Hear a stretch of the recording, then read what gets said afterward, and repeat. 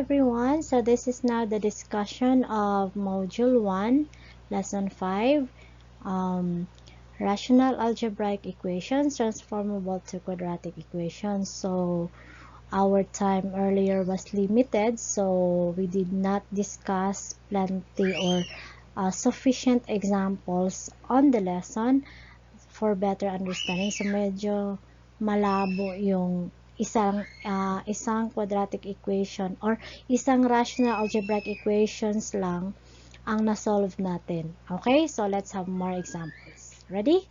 Let's go. Okay. So, ito na yan. Halimbawa, meron tayong 3 over x plus 4 over 2x equals x minus 1. Yung unang-unang gagawin is to look for LCM or the least common multiple. What is the least common multiple here? Our denominator is x and 2x. So, ano yan? Yes, of course. 2x is the least common multiple. I hope alam nyo na ang gagawin kung paano hanapin yung LCM. Okay? It's very basic. Okay? Pag may LCM na, like 2x, proceed with the step which is to multiply both sides of the equation by the least common multiple. So, dito, kasi nga yung LCM natin is 2x, so we're going to multiply the given, all of them, with 2x. So, paano bang pag-multiply? Alright? So, ito yung gagawin. Diba? Sabi ko sa inyo, first is divide, tapos times. So, pag nag-divide tayo, sa first term natin, ito yung first term natin, wait lang, palitan ko lang ng kulay. Okay, ito yung first term natin, yung 3 over x. So, unang gagawin, itong 2x, so 2, ang pangit, wait lang ha. Okay, palitan muna natin siya. Alright, sandali lang, struggle tayo dito. Okay, so, ganitong gagawin. So, LCM, dito tayo. Parang pinaka-scratch paper natin to. So, LCM na 2x. Yan. Divide natin siya by the denominator. So, sa first term, yung denominator natin is x. So, divide natin siya ng x. Okay? So, dito sa scratch natin, makikita natin na meron tayong common factor na x. So, tanggalin natin yan. Cancel out. So, yung naiwan is 2. Okay? Yung sagot, i-multiply natin dito sa ating numerator na 3. So, bali dito, yung next step niya will be 2. Yung sagot natin sa pag-divide sa scratch. Tapos, times natin siya with the numerator na 3. Yan. Okay? Tapos, do the same thing sa next term until matapos ka. Okay? So, yung next term naman natin is 4 over 2x. So, dito, LCD pa din, 2x. 2x over meron tayong denominator dito sa second term na 2x. Yan. So, dito, cancel natin yung 2 kasi common. Maka-cancel din natin yung x. Ano na lang yung naiwan? Yung naiwan na lang will be 1. Okay. So, bali dito, meron tayong plus, wait lang, plus 1. Okay. Tapos, i-times pa rin natin siya. I-times natin siya by 4. So, yan. Times 4. Okay. So, yan. Okay. Then, kasi, dito sa after the equal sign, yung term natin is wala siyang denominator. Kung walang denominator, sabi ko sa inyo, diretso na. Times mo na lang kasi nga multiply both sides of the equation. So, yung LCD mo, wag mo nang i-divide. Multiply mo na siya with that x minus 1. Wait, sandali. Sandali lang ha. Kasi meron tayong scratch paper dito. na kailangang i-erase. Yan. Erase muna natin siya para okay. So, yun. So, multiply natin siya with this x minus 1 here. So, x minus 1. Okay. Pagkatapos mo mag-multiply, makikita mo, wala nang denominator. Okay. That's the main purpose why you need to multiply both sides of the equation by its LCM. Kasi nga, kailangan nating tanggalin, eliminate yung denominator kasi yun ang nagpapahirap sa pagsasolve mo. Okay? So, dito wala na tayong denominator, kaya na natin to. So, 2 times 3 is 6. Yan, ang galing. 1 times 4 is 4. So, kaya tayo ng plus. Wait. 1 times 4. Goodness. Okay? Tapos, equals. Wait lang. Ang galing ko. Okay, so equals. Multiply natin to using distributive. So, 2x times x is 2. Wait lang ha.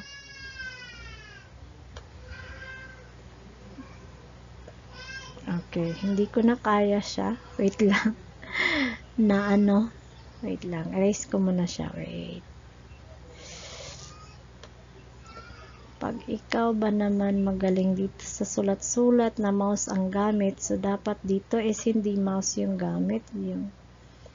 Okay, so 2x, wait lang, 2x squared. Yan.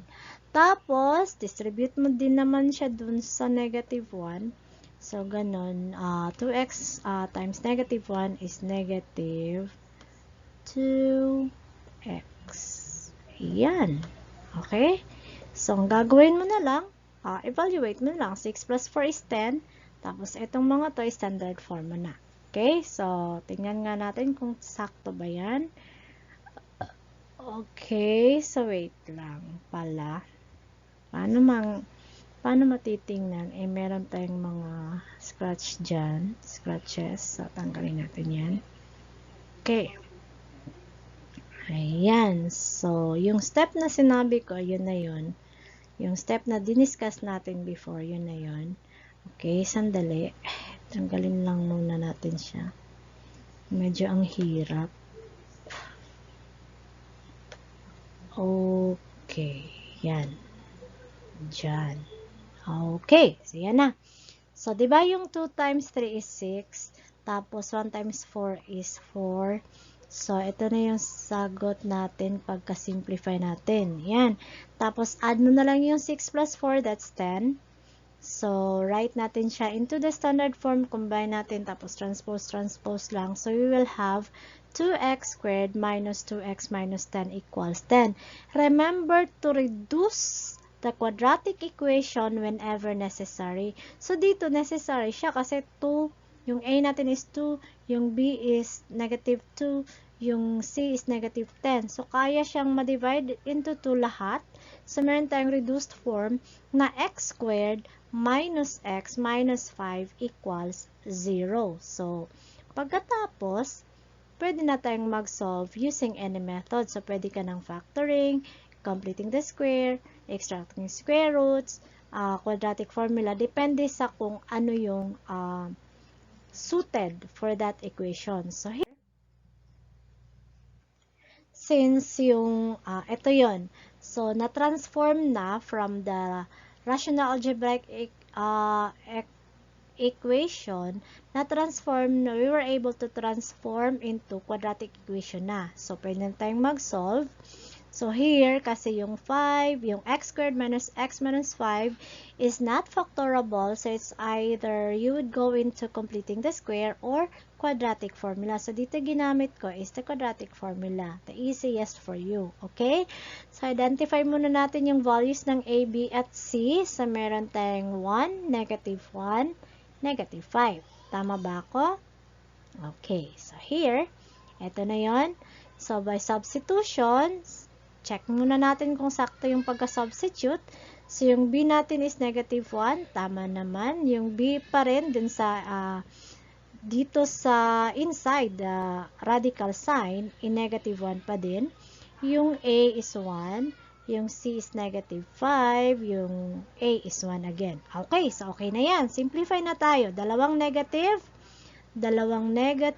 dito sa numerator. So, magiging positive na siya. So, 1 na lang. Diba? 1. Tapos, plus and minus tayo. Copy natin yan. Wag na. Ayoko na magsulat. Hindi rin naman magaling. Okay? So, negative 1 squared is 1. Tapos, 4 times 1, dalawang negative sign. Diba? Sabi ko sa inyo, pag dalawang negative sign dito sa after this negative 4ac, positive na siya. So, plus 4 times 1 times 5 is 20. So, bali 1 plus 20 yung nasa inside the radical sign. Yan. Okay? So, 1 plus 20 over 2 times 1 is 2. Ngayon, i-add na lang natin itong 1 plus 20. So, meron tayong 1 plus and minus square root of 21 over 2. Okay? Hindi na natin siya i-check kasi nga, irrational yung root. Diba? Ano yun? Bakit natin kailangang i-check? Baka merong extraneous root. Dito, irrational naman yung root. So, bukod sa ang hirap mag-checking pag irrational yung root, diba?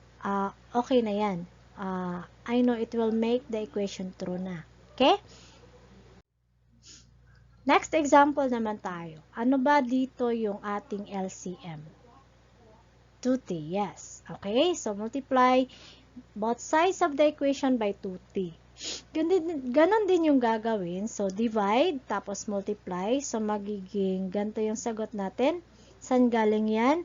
So, yung 2 times 2 na sagot natin is actually coming from dividing 2t divided by t. So, 2t, divide natin siya ng t. Erase natin maya-maya. Okay? So, matatanggal natin yung t. Cancel. So, kaya meron tayong 2 dito. Tapos, multiply natin siya with our numerator na 2. So, kaya meron tayong 2 times 2 sa unang term. Okay? Erase muna natin dito. Okay? Dito naman tayo sa ating second term. So, ano bang ginawa? Ganon din, same process. So, dito, 2t pa din. Divide natin with the denominator na 2. So, pagka-divide natin ng 2, wait lang. Okay? It's very clear na kaya nating i-cancel out yung 2, kaya t nang naiwan dito. Okay? Tapos, of course, you need to multiply it with your numerator na 3t. Okay na yan. Tapos, after the equal sign, since equal na yung next na term natin. Okay, wait lang. After ng equal sign is 7. So, wala siyang denominator. Dahil wala siyang denominator, it's understood na we are going to multiply na right away. Hindi na tayo magdi-divide. Diretso na. So, that's why we have 7. Wait lang. That's why we have 7 and then multiplied by our LCM of 2t. Okay. Ngayon, simplify na tayo. Meron tayo dito 2 times 2. Yes, it's 4. Tapos, negative t times 3t is negative 3t squared. Tapos, 7 times 2t is 14t. So, dito galing yan. So, again, 2 times 2 is 4. Negative t times 3t is negative 3t squared. Tapos, 7 times 2 is t. Next step is write it in standard form. Of course, alam niyo na to kung paano gagawin. So, ito yung standard form natin na pwede natin gawing positive, yung a, by just changing all of the signs. So, yung negative magiging positive, and then yung positive magiging negative. However, pwede na siya. Pwede na siyang negative. Okay na yon. So, if mag-end tayo dito sa negative 3t squared, hindi na natin siya gawing positive, okay lang yan. Di naman siya factorable. So, proceed tayo with Quadratic formula pa din. So, identifying A, B, and C, we have negative 3, negative 14, and positive 4. Substitute tayo. So, tingnan muna natin maigi kung sakto ba. So, yung B natin, yung B dito, so, nag-substitute tayo ng negative 14. So, kaya ito yung nangyari. Then, B squared again. So, B pa din. So, meron again tayo dito na negative 14. Tapos, A is 3, negative 3. So, ito yon. Then, C is 4. So, yan. And then, A is negative 3 again. Okay. So, yan na yan. Okay na yan. Tapos, evaluate dalawang negative sa una, sa positive. 14. 14 squared, yung 14 squared, ito, is 196. Tapos, yung product ng negative 4, wait lang, sandali lang. Okay, yung product ng tanggalin muna natin yan para walang hassle.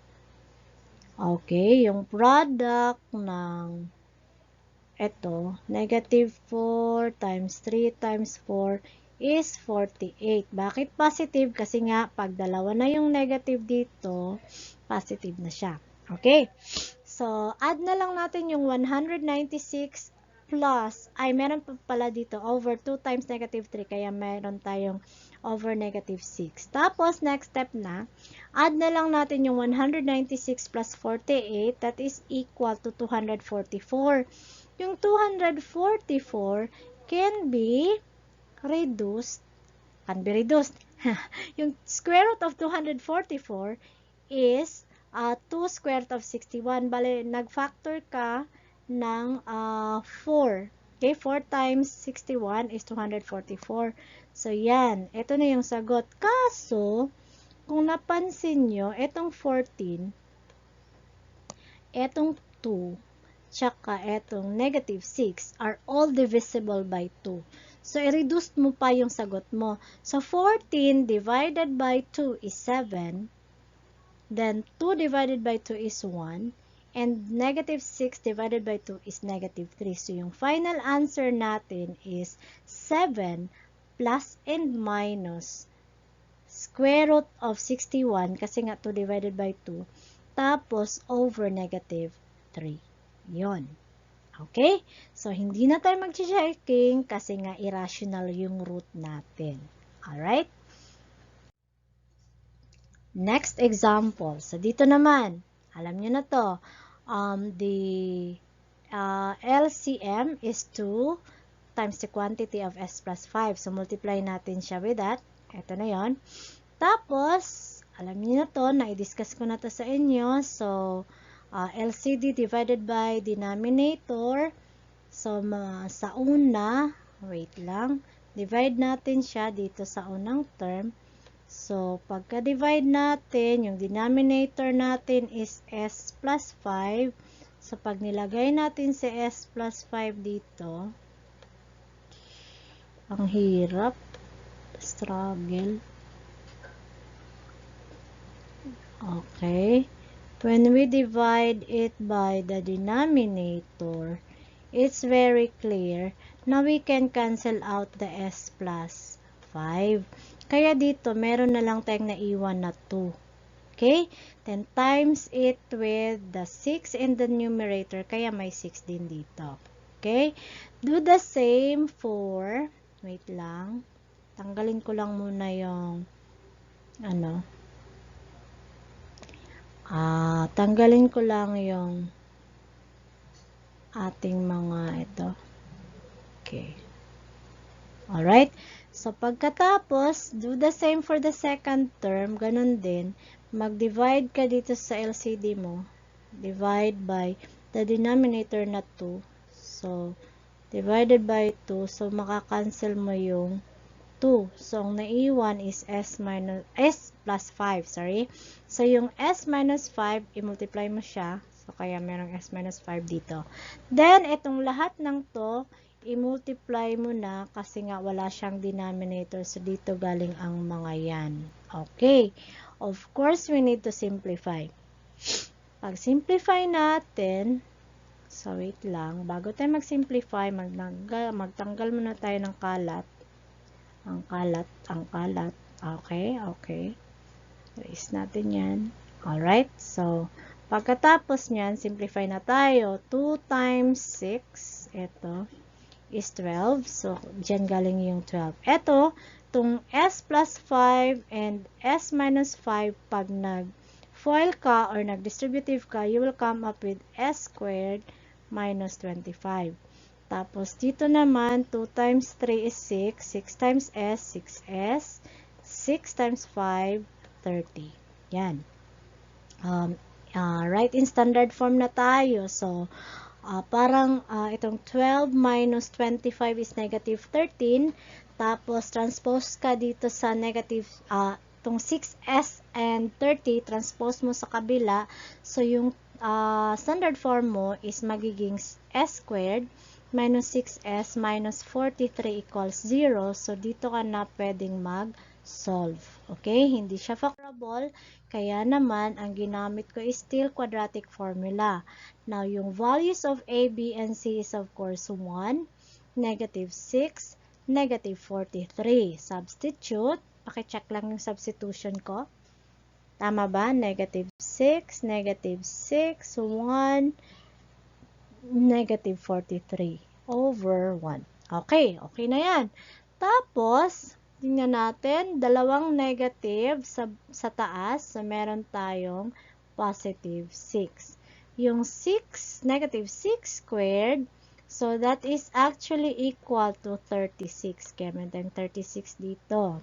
Okay, sa baba. Ito ang 36. Yan. Okay, tapos, 4. Dalawang negative na tayo dito. So, ito, tsaka ito pa sa C. So, kaya plus tayo after 36. Now, multiply na lang natin. 4 times 1 times 43, that's 172. And then, 2 times 1 is 2. Tapos, add natin sa 36 and 172, that's 208. Ngayon, baka kaya pang ma-extract, baka may factors ang 208 na perfect yung isa. So, meron siyang 16. Okay? Kaya naman, square root of 16 is 4. So, 208 is 16 times 13. Okay? So, kaya meron tayong 4 square root of 13. Ngayon, kung napansin ninyo, 6, 4, tsaka 2 are all divisible by 2. So, divide natin siya. So, ito yun. 6 divided by 2 is 3. Copy natin yung plus and minus. Tapos, 4 divided by 2 is 2. Kaya meron tayong 2 dito. Okay? Wala. Bakit wala na tayong over? Kasi yung over natin is 2 divided by 2, 1 lang din. So, okay na yan. So, our answer is now x equals 3 plus and minus 2 square root of 13 na still irrational. And sabi ko nga, pag irrational na yung root, no need to check. Okay? Yon, baka dapan lang kayo. Okay. Eto pa. Paano ba to? Multiply both sides by the LCM. LCM is of course r minus 1 and r plus 5. So, ganun din yung gagawin. Saan galing tong sagot na to? So, ang ginawa is, ito yung LCM. Yung LCM na nasa kabila, itong r minus 1 and r plus 5, dinivide natin sa r minus 1. R, wait lang. Okay, minus 1. Okay? Very clear na kaya natin siyang tanggalin. So, let's eliminate it. So, meron tayong r plus 5 na naiwan. Multiply it by the numerator of 2. So, we have times 2. Okay? Next is, ganun din. Erase muna tayo. Wait lang. Erase muna natin to. Okay? Ganun din sa second term. Ganun din yung gagawin nyo. So, divide nyo lahat ng to by the denominator of your second term na r plus 5. So, r plus 5. Oops, wait lang. Okay, so r plus 5. Ngayon, tanggalin na natin yung r plus 5 kasi pareho naman sila. Okay? So, pagtanggal, cancel that out, meron tayong naiwan na r minus 1. Multiply it by the numerator na 4. Yan. Itong 7 na to, wala siyang kapareho, kaya naman sinulat na lang siya lahat dyan. Okay? By simplifying, we come up with this one. This is coming from 2 times r. So, dito sa unang set natin ng multiplication is 2 times r, 2r. 2 times 5, 10. Dito naman sa second set, 4 times r is 4r. 4 times negative 1, negative 4.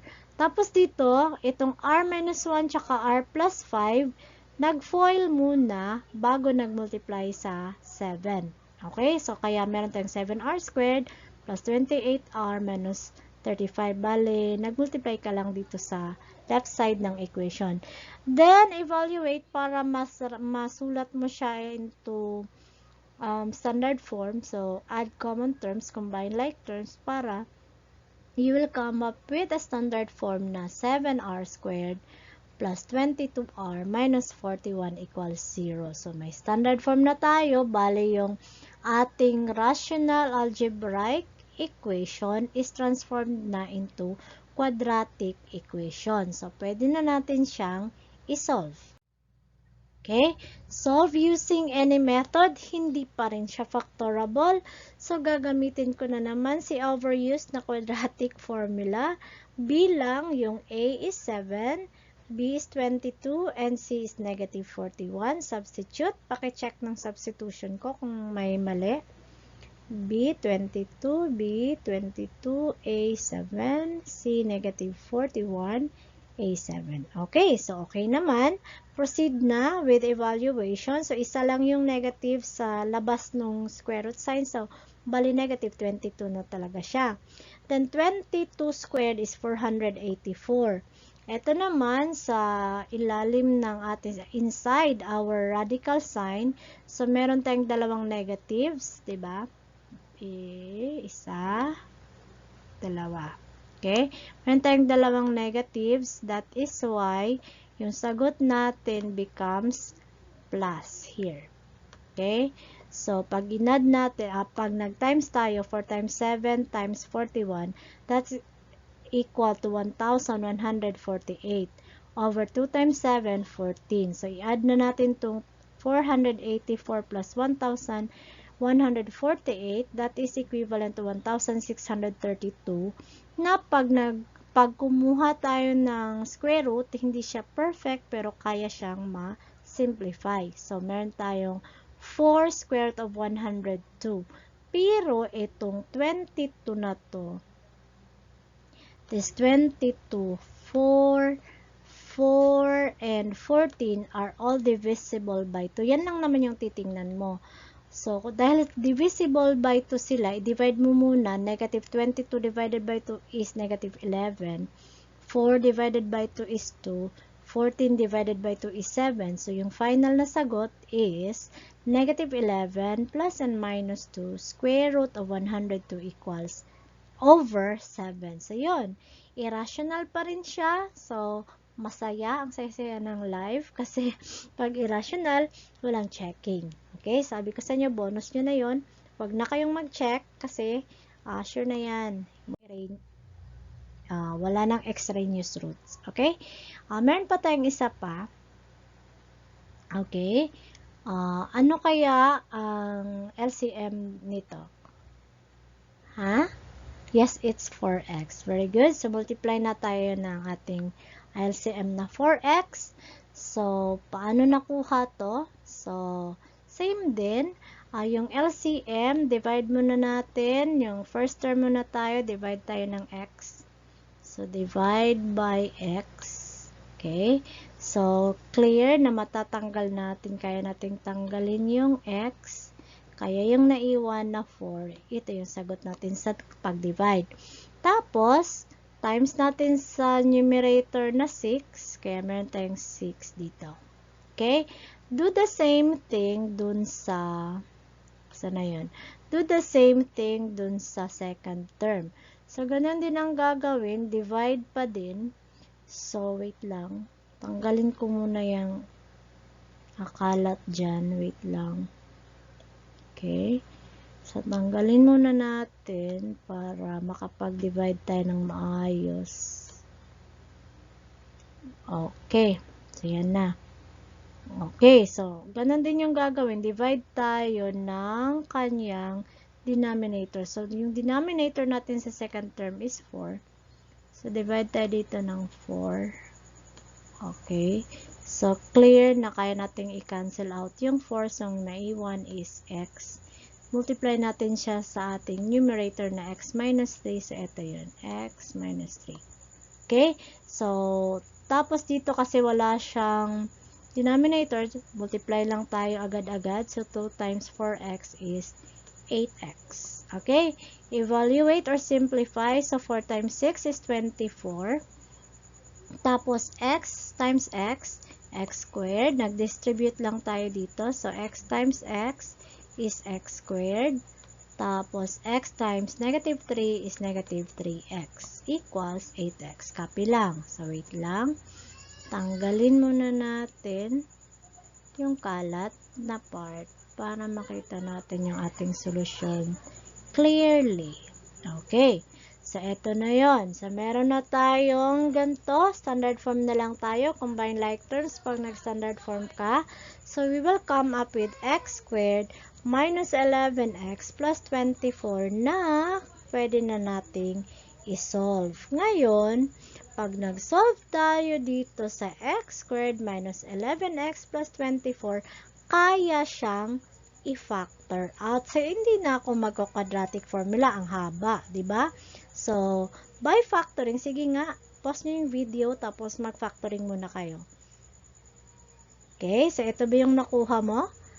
X minus 8 and x minus 3 po yung ating value ng x. Ngayon, as factoring, yung process niya is, pag may factor ka na, separate mo na yung factors. So, separate natin x minus 8 equals 0, x minus 3 equals 0. Then, solve na natin siya by transposition. So, x minus 8 equals x equals 8 and x equals 3 yung mga sagot natin. Ngayon, ito yon. Hindi siya irrational. Pag hindi irrational, proceed with checking for extraneous root. Ano nga ulit yung extraneous root? Okay, so it is a value of x na correct siya dun sa quadratic equation na na-transform mo, dun sa second step, correct siya dun, pero it will not make your original equation na 6 over x plus x minus 3 over 4 true. Okay? So, paano ba? Tanggalin muna natin yung x equals 3. Mag-start tayo sa x equals 8. So, balik tayo sa original equation. And then, yung mga x, wait lang. Yung mga x dito, ito, itong x na to, tsaka yung x na to sa taas, palitan natin with 8. Yun lang yung gagawin. Palitan mo yung ng 8. Okay, so ito na. So, tapos, evaluate ka, 8 minus 3 is 5. So, magiging ganito. Then, mag-add ka. Paano ba mag-add ng fractions? Of course, you need to find LCD. Again, so yung LCD ng 8 and 4 is 8. So, pag nag-solve ka dito sa 6 over 8 plus 5 over 4, that will be equal to 16 over 8. And what is 16 over 8? Diba? 2. Okay. So, meaning, 2 equals 2 kasi yung sagot natin. Therefore, 8 is not an extraneous root. Bakit hindi? Kasi it makes our equation true. Okay? So, ang checking natin ng purpose is baka may extraneous root. Okay? Mag-checking lang din tayo kapag whole number yung final answer natin. Okay? Meron pa tayong isa. Yung x equals 3. Okay? Ganun. Same process gagawin. X equals 3 naman. So, balik tayo sa original equation. So, palitan natin yung x ng 3. And then, dito, 6 divided by 3 is 2. 3 minus 3 is 0. So, kaya ganyan. 2 minus, bakit 0 na agad? 0 na. Divided by 4, 0 pa rin siya. So, meaning, 3 is also not an extraneous root because it makes the equation true. Okay, so dahil wala tayong extraneous root, so the correct answer is 3 and 8, dalawa. Okay? How about this one? So, ano ba yung LCM natin dito? Isa lang naman yung ating isang group, binomial, ang ating denominators. Pareho sila na x minus 2. So, wala nang problema. Yun na yung ating LCM. Okay? So, x minus 2 yung minultiply natin. So, pag nag-multiply ka, ganun din, first term ka. Pero dito, kung napansin nyo, wait lang, dito, sa first term natin na x, wala siyang denominator. Therefore, multiply ka kagad ng x times x minus 2 times x. Okay, ito yun. Medyo na kulangan lang tayo dito ng, wait lang, parentheses. Pasensya na. Okay, lagyan lang natin ng parentheses. Okay, kasi nga wala siyang denominator. Dito sa next term, tong 8 over x minus 2 na to, kaya na natin, pag nilagay natin siya dito, yung denominator niya, x minus 2. So, pag nilagay natin siya dyan, kaya nating i-cancel out lahat. So, ibig sabihin, 1 na lang. I-times natin siya sa 8. Okay, 1 times 8, kaya may 8 tayo dito. Yan. Ito naman, yung 1 naman, wala rin siyang denominator. So, ibig sabihin, i-times lang din natin siya with x minus 2 na ating LCD or LCM. Okay? So, yan. Times lang yan. Tapos, dito, pag nag-over tayo ng x minus 2, again, maka-cancel out. Kaya, yung naiwan natin is 4x lang. Okay? So, ito yung nandito. Now, pagkatapos mag-multiply, simplify na tayo. Wala na tayong problema kasi wala ng denominator. So, ngayon, x minus 2 times x. So, distribute lang tayo. So, x times x. Wait lang, ano na bang nangyari dito? Wait lang, kasi kalat na, masyado nang makalat. So, erase muna natin para clear. Alright. Yan mo na yung iba. Okay, so dito, sa distribute, x times x. So, dito galing yung x squared. Yan. Sunod, negative 2 times x is negative 2x. So, kinopy na lang natin yung 8 kasi wala naman siyang mako-combine. Do the same thing here. X minus 2 times 1 is x minus 2 lang din. Tapos, copy for x. Tapos, standard form ka na. Combine like terms. Transpose kung kinakailangan. And then, you will find out. Sige nga, i-pause nyo muna yung video. Tapos, kayo yung mag-transpose until magkaroon kayo ng standard form. So, yung standard form natin is x squared minus 7x plus 10 equals 0. Pwede na natin siyang i-solve using any method. So, this can be factored out. Sige nga, factor nyo muna. Pause nyo yung video. Ito ba yung factors na nakuha mo? X minus 5 and x minus 2. Tama. So, separate natin each factor. Tapos, pwede na nating i-solve ang x. Okay? So, Transpose lang natin yung 5. So, meron tayong x equals 5 and x equals 2 na hindi naman irrational. So, dahil hindi irrational, proceed tayo checking for extraneous root. So, magsimula tayo kay, ito nga pala yung extraneous root. Alam niyo na yan kung ano yan. So, magsimula tayo sa x equals 5. Tanggalin natin si x equals 2. Okay? So, original equation, palitan lang natin ng mga 5 yung x. Okay? Tingnan maigi. Yung unang x, naging 5. Yung nasa ilalim ng 8, naging 5.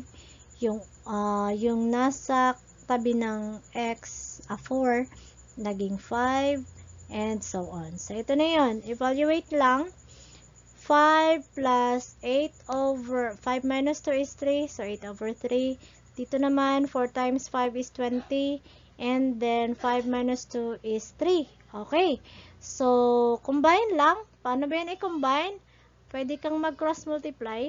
Kasi whole number naman yan. So, ito, 15. Tapos, 15.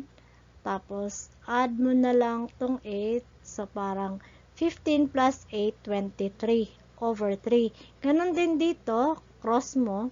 1 times 3 is 3 plus 20, that's 23. So, yung sagot is 23 over 3 na pareho din sa kabila. So, therefore, 5 is not an extraneous root since it makes the equation true. So, sagot siya, hindi siya extraneous.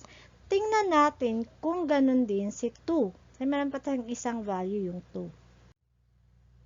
Tingnan natin kung tama din siya or extraneous ba yung 2. Substitute, ganun din. Gawin mong 2 lahat ng x. Yan na. Okay, eto yon.